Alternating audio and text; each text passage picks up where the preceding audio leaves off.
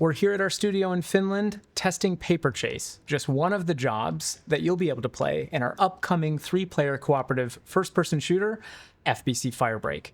In Firebreak, you and your friends will play as a team of volunteer first responders, and each job is basically a wrapper for a unique crisis that you'll be assigned to put down.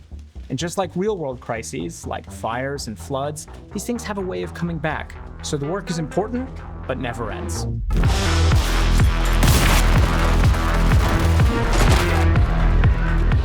The FBC has been locked down for years at this point, and everything you could imagine going wrong in a place like the oldest house has now gone wrong, and those things have turned into jobs for Firebreak.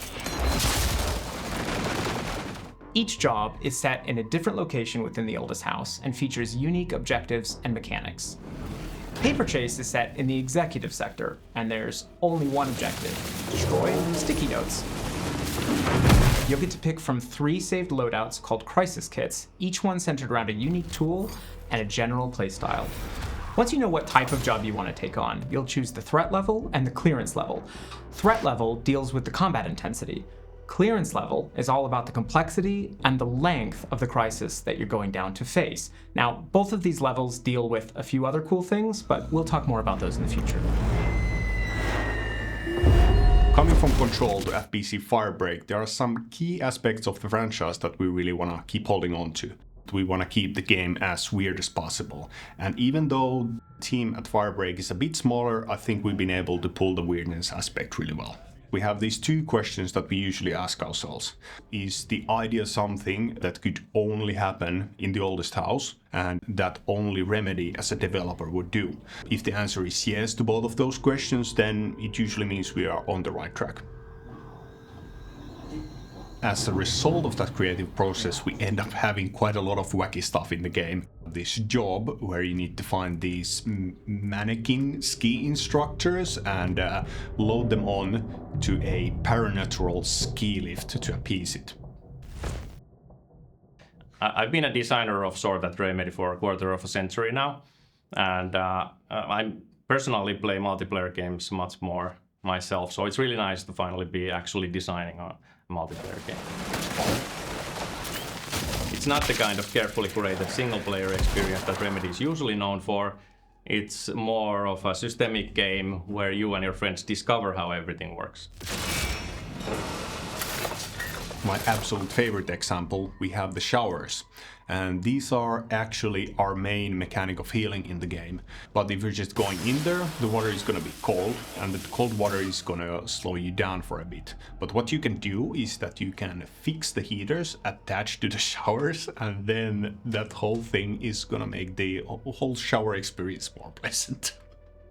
Okay.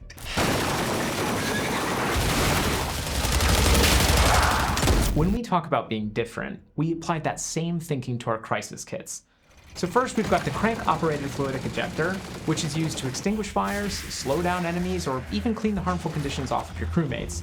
Then there's the electrokinetic charge impactor, which is sort of like a defibrillator had a baby with a pogo stick. And the big wrench, which is, you know, a big wrench.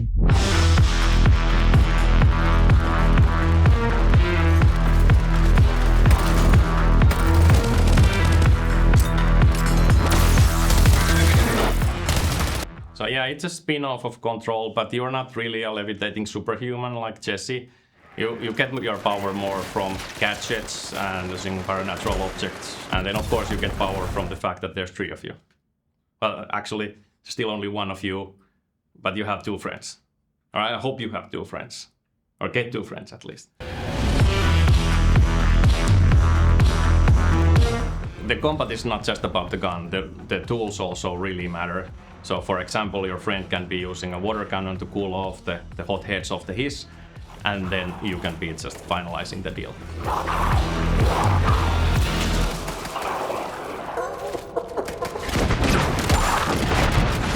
We want you to play this game as easily as possible with your friends, so we're making sure that all content is available to all players. With that in mind, we're not ready to talk about the specifics yet, but what I can confirm today is that all playable post-launch content is available for free for all players.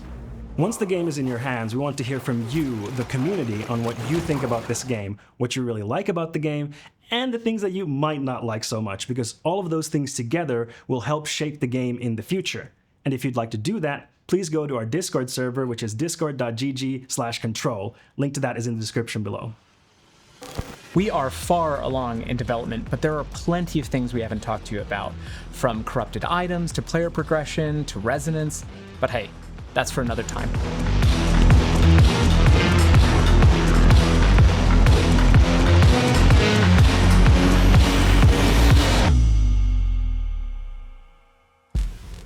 Only Remedyn. Remedyn. We'll play as a team of volunteer first responders. Sorry, I lost that. It's not just about you having showers, though. It's also about your friends having showers. But let's not talk about showers anymore.